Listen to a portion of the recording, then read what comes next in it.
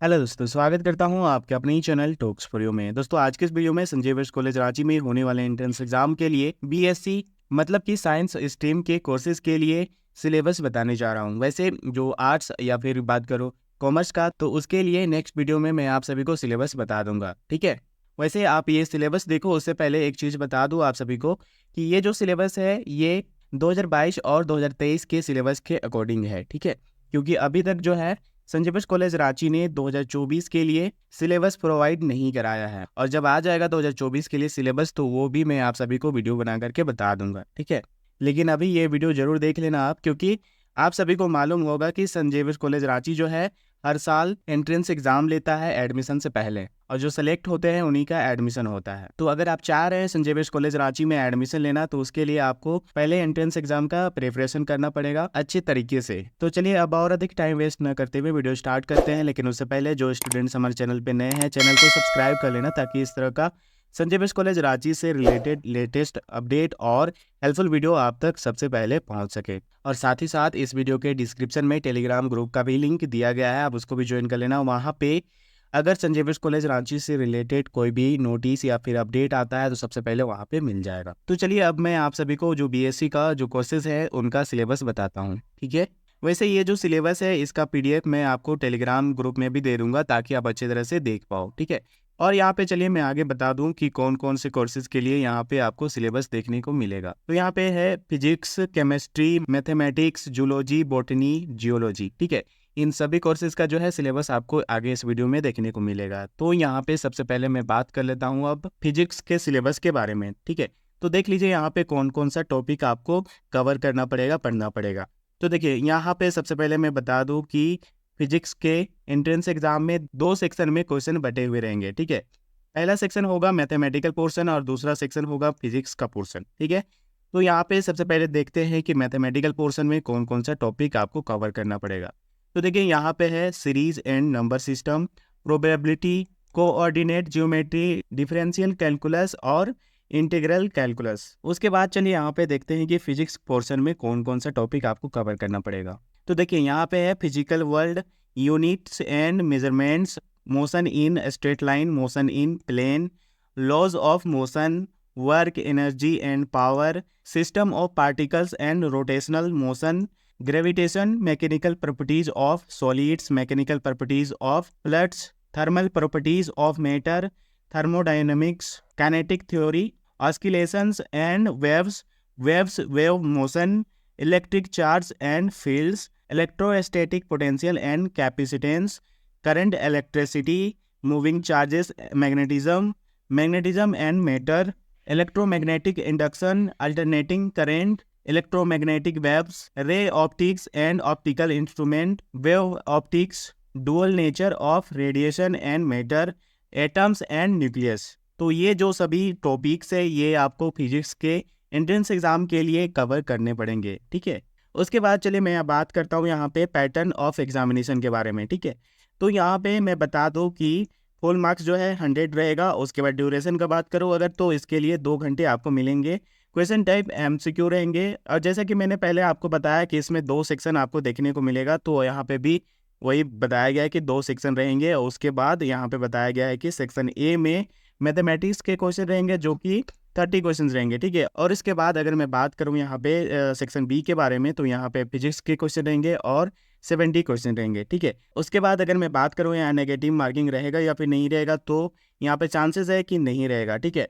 उसके बाद यहाँ पे बताया गया है कि merit list shall be based on the combined marks of both section A and B. यहाँ पे 2 सेक्शन जैसा कि रहेगा, तो दोनों सेक्शन के जो क्वेश्चन होंगे उनको सॉल्व करना ही पड़ेगा, ठीक है। ऐसा नहीं कि आप फिजिक्स के कर लिए और मैथमेटिक्स के छोड़ दिए। तो यहाँ पे दोनों सेक्शन कंपलसरी है, दोनों का जो क्वेश्चन होगा उसको सॉल्व करना ही पड़ेगा। उसके बाद चलिए यहाँ पे मैं बात करता हूँ केमिस्ट्री के सिलेबस के बारे में, ठीक है, कि एंट्रेंस एग्जाम के लिए क्या क्या पूछा जा सकता है, कहाँ से पूछा जा सकता है। तो देखिए यहाँ पे बताया गया chemistry of class 11th and 12th। आपको क्लास 11th और 12th का जो है केमिस्ट्री बुक पढ़ना होगा, और साथ में जो मेजर और इम्पोर्टेंट क्वेश्चंस होंगे वो भी आपको पढ़ने होंगे। और यहाँ पे ये नहीं बताया गया है कि और अलग सब्जेक्ट से भी आ सकते हैं या फिर नहीं आ सकते हैं, ठीक है। लेकिन अगर आपने अच्छे से पढ़ा होगा 11th 12th क्लास, तो आपको कोई भी परेशानी यहाँ पे नहीं होने वाला है। उसके बाद अगर मैं बात करूँ इसके पैटर्न ऑफ एग्जामिनेशन का, तो देखिए यहाँ पे जो है यहाँ पे बताया गया है कि टोटल जो है इसका फुल मार्क्स होगा 120, ठीक है।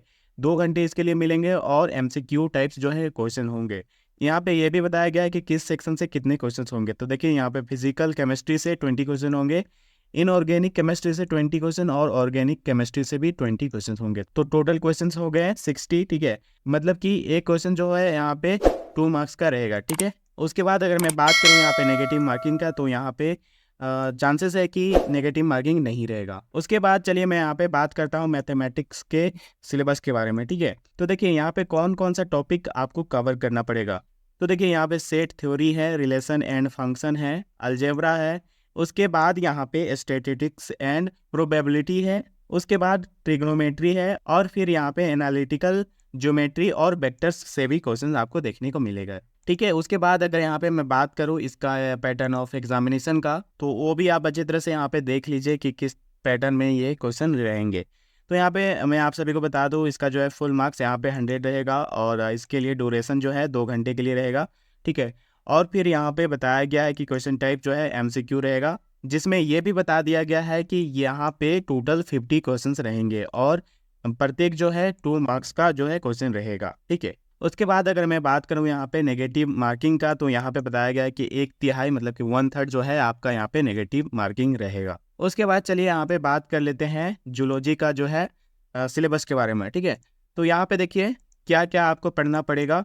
तो यहाँ पे बताया गया है कि biology of class 11th and 12th, ठीक है। तो 11th और 12th क्लास का जो है बायोलॉजी अच्छा तरह से यहाँ पे आप कवर कर लीजिएगा, बस वहीं से क्वेश्चंस आएंगे, ठीक है। और इसके बाद ये नहीं बताया गया है कि और कहाँ कहाँ से आएगा, तो इसलिए आप बायोलॉजी अच्छी तरह से कवर कर लीजिएगा, ठीक है।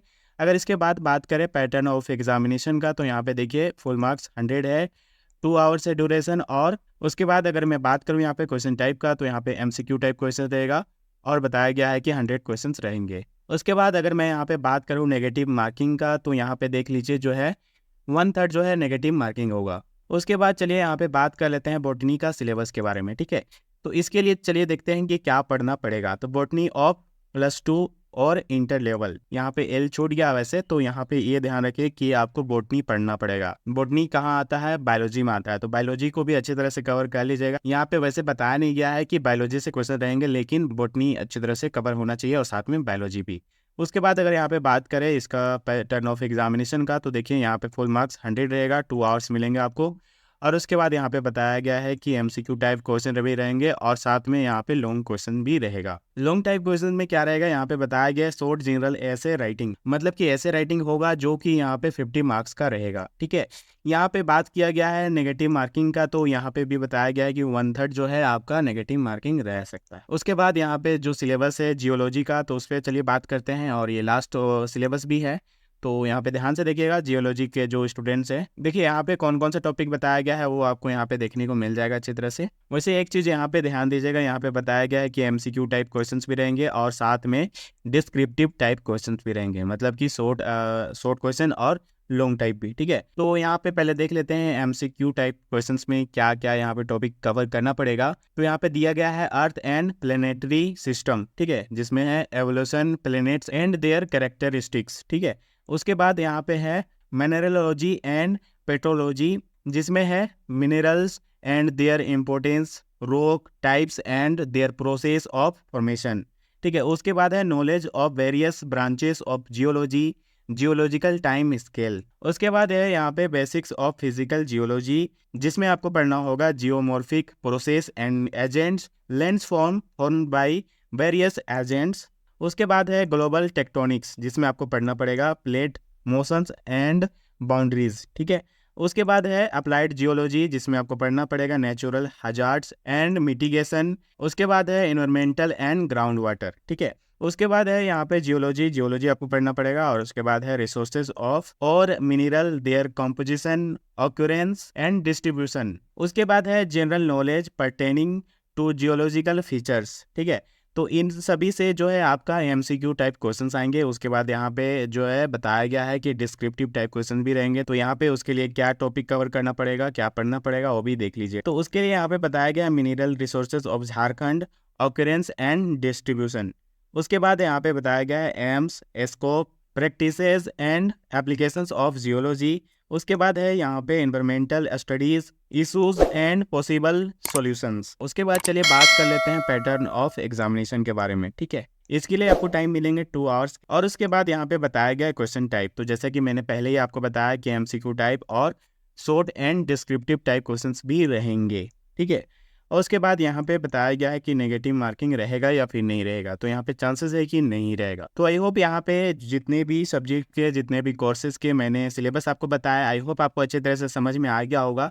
और एक चीज़ मैं आपको याद दिला दूं कि ये जो है सिलेबस, ये आपका 2024 का नहीं है, ठीक है, ये 2022 और 23 के अकॉर्डिंग है, तो ये चीज़ आप ध्यान में रखिएगा, ठीक है। वैसे इससे रिलेटेड कुछ भी पूछना हो तो कमेंट करके पूछ लेना। तो आज के वीडियो में बस इतना ही, मिलते हैं नेक्स्ट वीडियो में, तब तक के लिए बाय बाय, टेक केयर।